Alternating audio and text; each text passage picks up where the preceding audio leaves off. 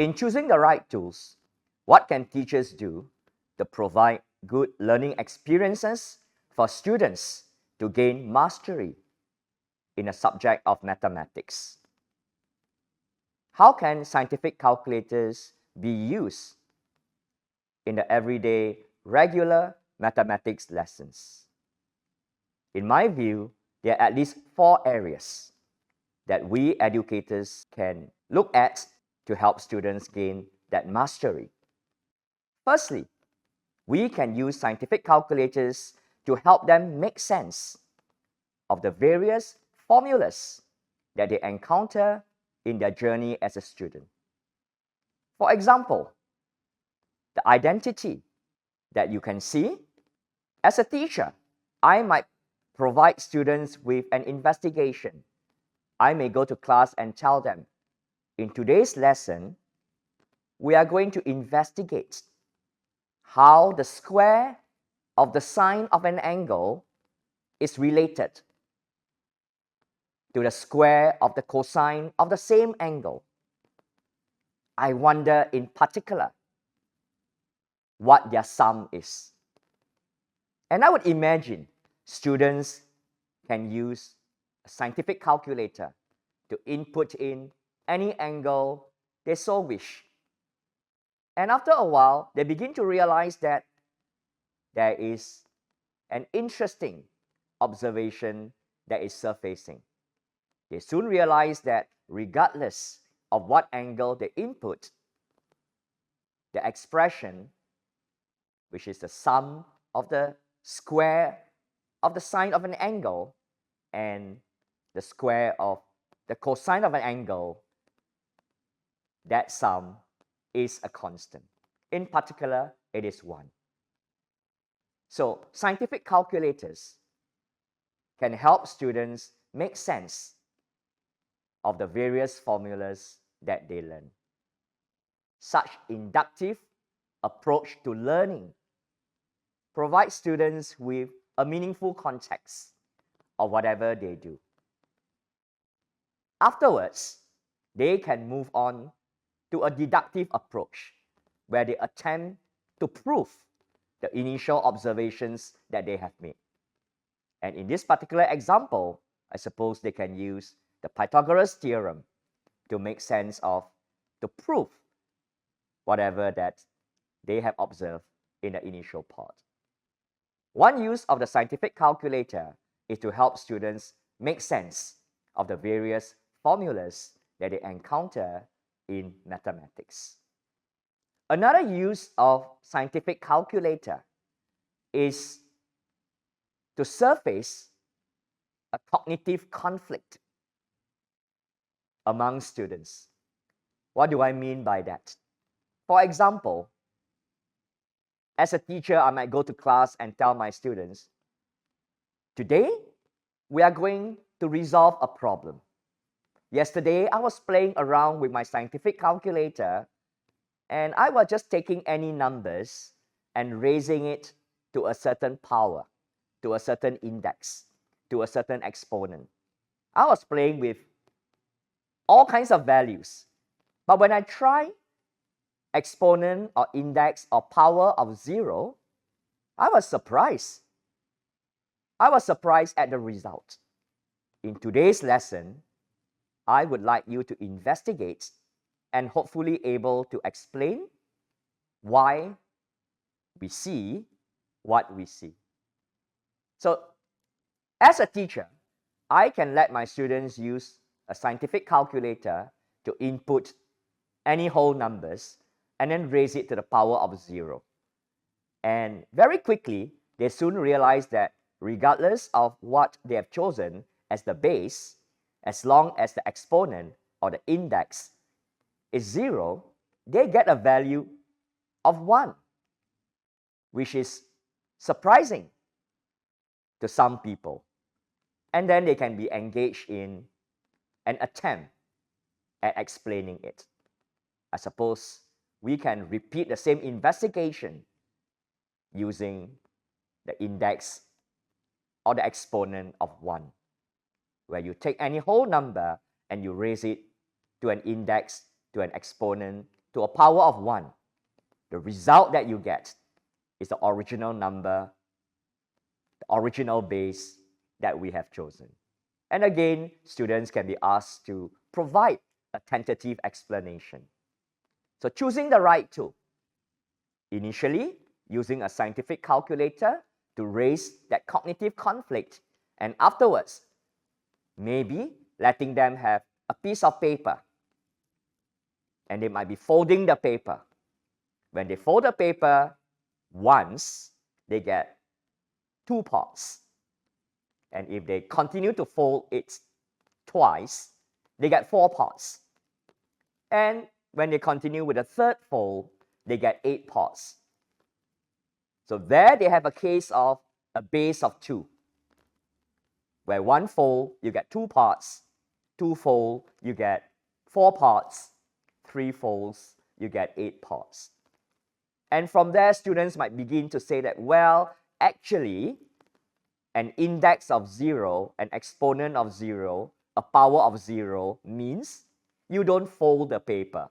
No wonder you always end up with 1 part.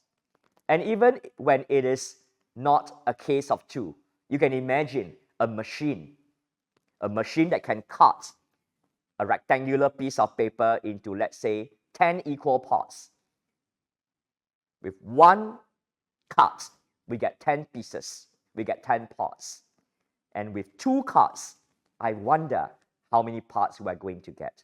So students initially use scientific calculator to generate that observation, that cognitive conflict, and afterwards, the teacher might choose to use a piece of paper to provide students with some ideas how they might be able to explain why anything raised to the power, to the index, to the exponent of 0 give us 1, and when it is raised to the power of 1, we get back the same original number, the base.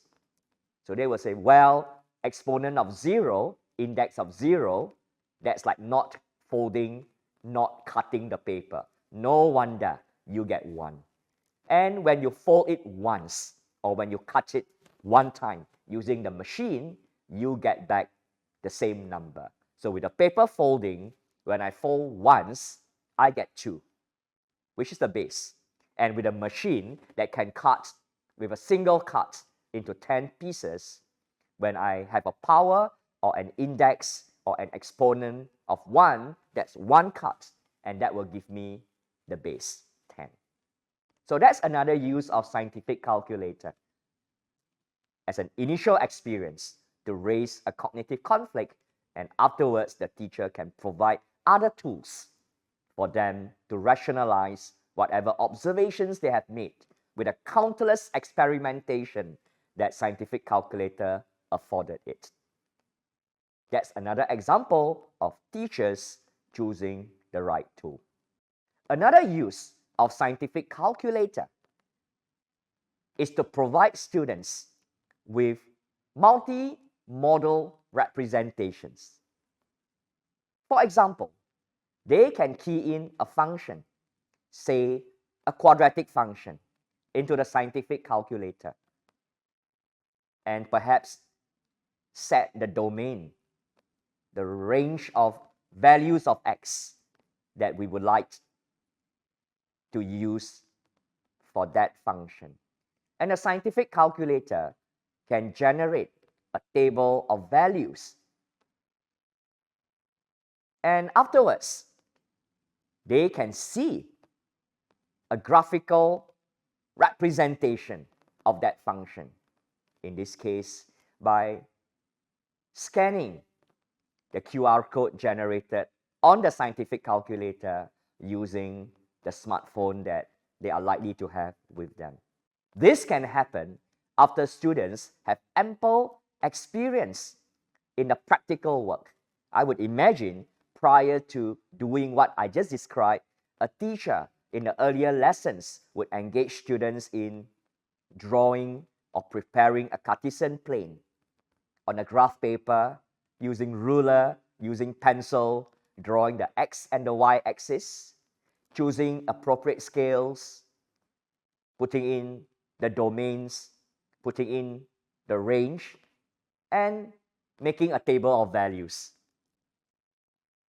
and plotting the graph. But we do not need students to be doing this repeatedly. Once they kind of know, oh, that is how people plot a graph, in order to maximize their opportunity in thinking tasks, we can use a scientific calculator to help them very quickly generate graphs of functions. And perhaps in some investigation, we want them to obtain the graphs of several related functions. Had we not used a technological tool such as the scientific calculator, I would imagine such investigation will be time-consuming and probably rather tedious. The use of scientific calculator can help teachers provide students with learning experiences that is more consistent with the 21st century. Another use of the scientific calculator is to allow teachers to provide students with more varied practice opportunities. As we all know, practice is an important learning experience in the learning of mathematics. Without scientific calculators, very often we need to choose the values so that students do not need to engage with tedious calculations or calculations that are simply impossible to do by hand. But with scientific calculators, teachers can provide a wider range of practice exercises, including values that are not so friendly but obtained from the real world environment. So that's another use of scientific calculators. It allows teachers to provide students with a wider range of practice exercises. And that's an important part of Dean's theory. One of Dean's theory reminds us the nature of a good practice, what some people might call meaningful practice or intelligent practice, and that is variation. Practice, good practice, meaningful practice is characterized by variation, not repetition. Repetition, that's drill. Practice, that's variation. And in order to provide a complete range of variation during practice, I suppose the use of scientific calculator would be helpful. Those are some examples, in my view, how scientific calculator can enrich the learning experiences of students in the everyday mathematics classroom.